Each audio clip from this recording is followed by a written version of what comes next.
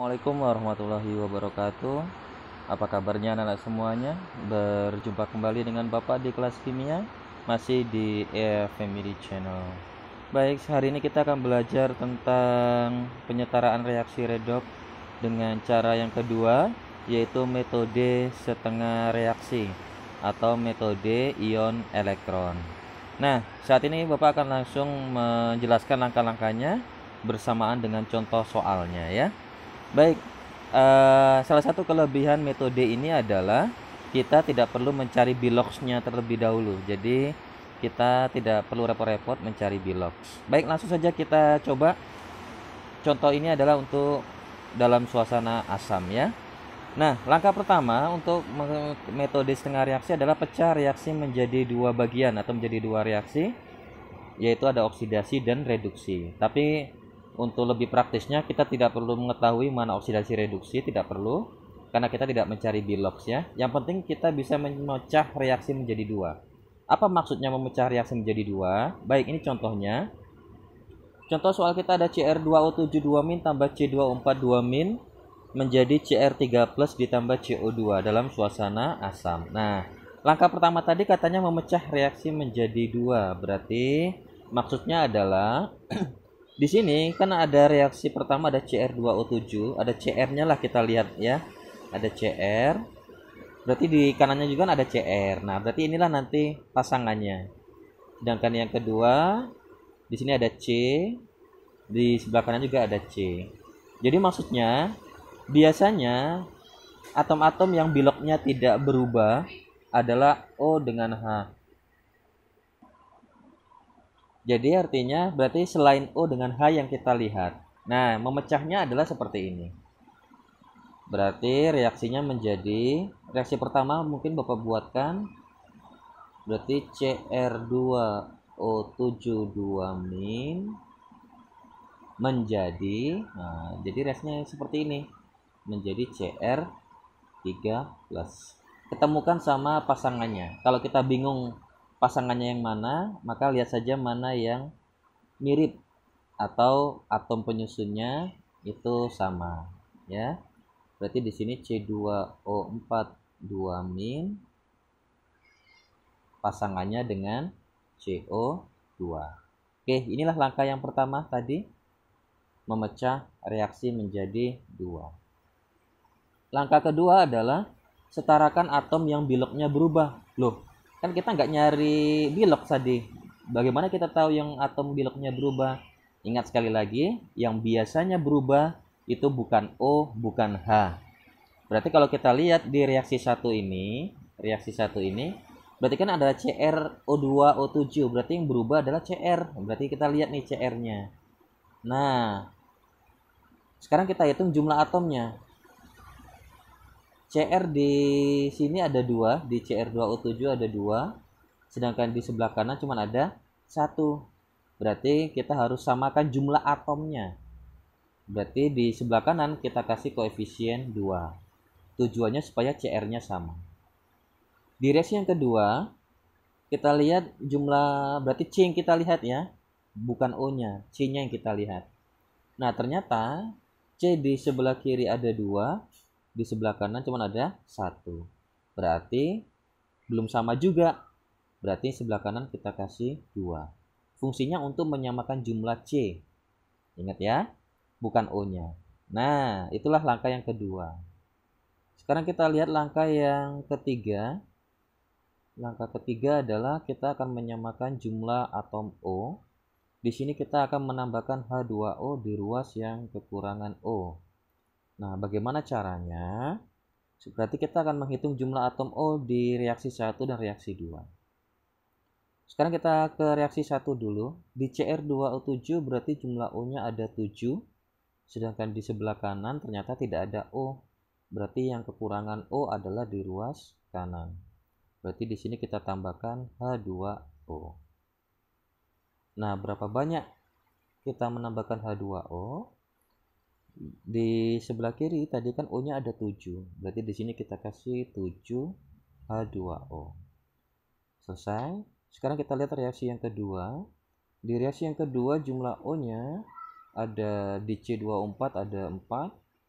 sedangkan di sebelah kanan itu O-nya juga ada 2 tapi ada koefisien 2 di sini. Berarti 2 kali 2 4. Berarti jumlah O di ruas kanan dan ruas kiri sudah sama. Kalau sudah sama, kita tidak perlu menambahkan H2O. Oke, berarti selesai langkah ketiga.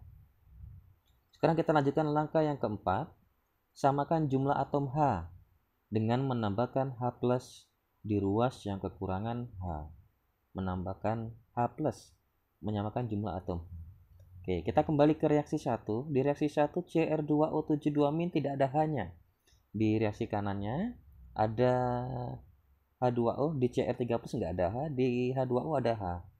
H-nya sebanyak 2, ada koefisien 7, 2 kali 7 berarti 14. Berarti tugas kita menambahkan H+ di ruas yang kekurangan H, berarti di sebelah kiri. Kita tambahkan H+. Berapa banyak nambah H+-nya? Sesuai kebutuhan. H kan tadi di sebelah kanan 2 kali 7 ada 14 ya. Berarti kita nambahnya 14 H+. Oke. Sekarang kita lihat reaksi yang kedua. Di sebelah kiri C2O42- tidak ada H. Di sebelah kanan ada 2 CO2, tidak ada H. Kalau tidak ada H ya sudah, berarti tidak perlu menambahkan H+. Selesai langkah yang keempat. Langkah yang kelima, kita akan menyamakan muatan dengan menambahkan elektron. Elektron itu berarti lambangnya E-, berarti akan membawa muatan negatif di ruas yang muatannya lebih besar, ya, di ruas yang muatannya lebih besar. Nah, berarti tugas kita di langkah yang kelima ini adalah menghitung jumlah muatan. Menghitung muatannya bagaimana? Sama kayak kemarin, berarti kita kalikan antara muatan di atas dengan koefisien. Min 2 dikali 1 berarti min 2. Di sini ada 14 apa berarti plus itu plus 1 ya. 1 kali 14 berarti plus 14. Di ruas kanan ada plus 3 kali 2 berarti plus 6. Di sini H2O nggak ada muatan berarti 0. 0 kali 7 berarti 0. Kita samakan, kita jumlahkan. Berarti ini kita jumlahkan min 2 tambah 14 berarti plus 12. Di ruas kanan plus 6 ditambah 0 berarti plus 6. Oke, berarti kita sudah dapatkan muatan di ruas kanan dan ruas kiri. Siapa yang lebih besar muatannya? Di sebelah kanan. Berarti di sebelah kanan lah kita akan tambahkan elektron. Di sini tambah elektron. Nah, berapa banyak nambah elektronnya? 12. Kan kita punya 12 sekarang. 12 berarti dikurang berapa? Hasilnya 6. Berarti tambah 6 elektron. Sekarang kita lihat reaksi yang kedua. Sama masih kita akan menghitung muatan. Berarti min 2 dikali 1 berarti min 2. Di CO2 nggak ada muatan berarti 0 kali 2 berarti 0. Oke, berarti muatannya langsung itu karena nggak ada senyawa lain. Min 2 dengan 0 berarti yang lebih besar adalah 0. Berarti di sini kita tambahkan elektron. Berapa banyak elektronnya? Ya berarti 0. 0 dikurang berapa? 0 dikurang berapa biar hasilnya min 2. Berarti 2 elektron. Oke, sekedar untuk pengingat sampai di langkah ini untuk mewanti-wanti kita, posisi elektron antara reaksi 1 sama reaksi 2 itu harus berlawanan. Kalau kita lihat di sini reaksi 1 kan di sebelah kiri tanda panah, di reaksi 2 sebelah kanan tanda panah. Yang seperti ini yang betul. Artinya nanti kalau kamu anak-anak semuanya menyelesaikan soal ternyata posisi elektronnya sama-sama di sebelah kiri tanda panah atau sama-sama di sebelah kanan tanda panah, berarti kamu ada kesalahan di sana ya. Salah gitu ya. Nah, berarti sekarang kita lanjut ke langkah yang ke-6. Nah, kita akan menyamakan elektron. Kita cek tadi elektronnya. Kalau belum sama berarti akan kita samakan dengan memberi koefisien yang sesuai. Maksudnya bagaimana? Oke, sekarang kita lihat. Nah, di ruas 1, di reaksi 1 itu kan elektronnya ada 6, di reaksi 2 elektronnya 2. Berarti belum sama. Supaya sama, berarti yang 6 ini kita jadikan koefisien berapa, yang 2 kita jadikan koefisien berapa. Biasanya di dalam matematika itu dikali silang gitu ya, kita kali silang. Nah, Atau kalau di SD dulu kita belajar ada mencari KPK-nya gitu ya, antara 6 sama 2. FPB-nya ya, FPB-nya 6 dengan 2.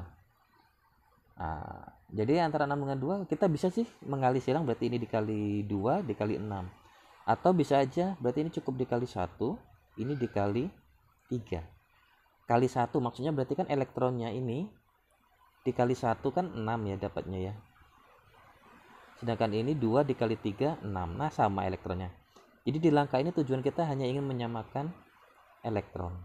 Jadi kita bisa mengkali dengan angka berapapun yang nanti tujuannya adalah elektronnya jumlahnya sama. 6 kali 1 6, 2 dikali 3 6. Jika sudah, berarti langkah terakhir langkah terakhir adalah jumlahkan kedua reaksi. Lumayan panjang reaksinya ya, tapi ini sebenarnya tidak rumit kok, pendek penyelesaiannya ya. Nah, kita akan menjumlahkan reaksi ini. Bagaimana caranya? Oke, tapi sebelumnya kita akan coba ubah dulu koefisiennya sesuai dengan pengali yang sudah kita buat tadi. Oke, di reaksi 1 semuanya akan kita kali 1. Oke, di reaksi 1 semuanya akan kita kali 1. Berarti berapapun koefisiennya di setiap senyawa kita kali 1. Cr2O72- berarti 1 kali 1 tetap ya. Kita akan tulis ulang reaksinya. Cr2O72- tambah, berarti nggak ada berubah ini karena cuma dikali 1, 14H plus tambah 6 elektron menjadi, berarti di sini ada 2 Cr3 plus tambah 7H2O. Nggak ada perubahan karena semuanya dikali 1. Di reaksi keduanya semuanya kita kali 3. Semuanya dikali 3. Berarti koefisiennya juga menyesuaikan. C2O42- koefisiennya 1 dikali 3, berarti jadinya 3 C2O42-. Nggak ada lagi senyawa, berarti langsung tanda panah. 2 CO2 tadi dikali 3 berarti jadinya 6 CO2 ditambah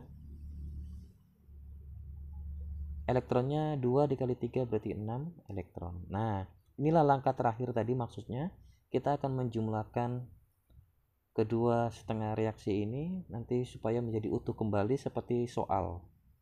Oke. Tapi sebelumnya jika ini karena penjumlahan, berarti kalau dia beda ruas dalam matematika itu berarti saling mengurangi gitu ya. Kalau ada yang sama berarti bisa saling mengurangi. Di sini ada elektron sama-sama 6 berarti habis ya. Kalau nanti ada H plus ada H2O yang sama, itu nanti bisa saling mengurangi.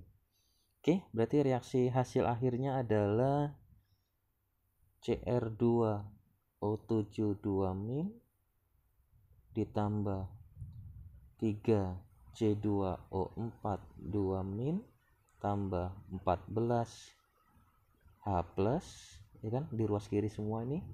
Jadi di ruas kiri kita turunkan semua, digabungkan. Di sebelah kanan juga sama, berarti ada 2 Cr3 plus ditambah 6 CO2 ditambah 7 H2O. Oke, semuanya kita turunkan. Selesai reaksinya. Untuk membuktikan, untuk lebih yakin lagi, berarti kita hitung jumlah atom O-nya ya, untuk lebih yakin. Di Cr2O7 jumlah O-nya ada 7, berarti kita tulis di sini ada 7 O-nya. Di C2O4 ada 4. Koefisiennya 3, 4 kali 3 berarti 12. Berarti 7 tambah 12 ada 19. Di ruas kanan di sini ada CO2 ada 2 koefisien 6, berarti 2 kali 6 12. Di H2O ada 1 kali 7, koefisiennya 7, berarti 7. 12 tambah 7 berarti 19. Oke, di ruas kanan O-nya 19, di ruas kiri O-nya 19. Ini hanya untuk pembuktian. Artinya jika O-nya sudah sama, berarti reaksi kita ini sudah setara dan benar, dan saatnya untuk bilang sempurna. Terima kasih. Demikian cara menyelesaikan penyetaraan reaksi dengan cara ion elektron atau dengan cara setengah reaksi. Terima kasih. Silakan dipelajari kembali, diulang-ulang. Assalamualaikum warahmatullahi wabarakatuh.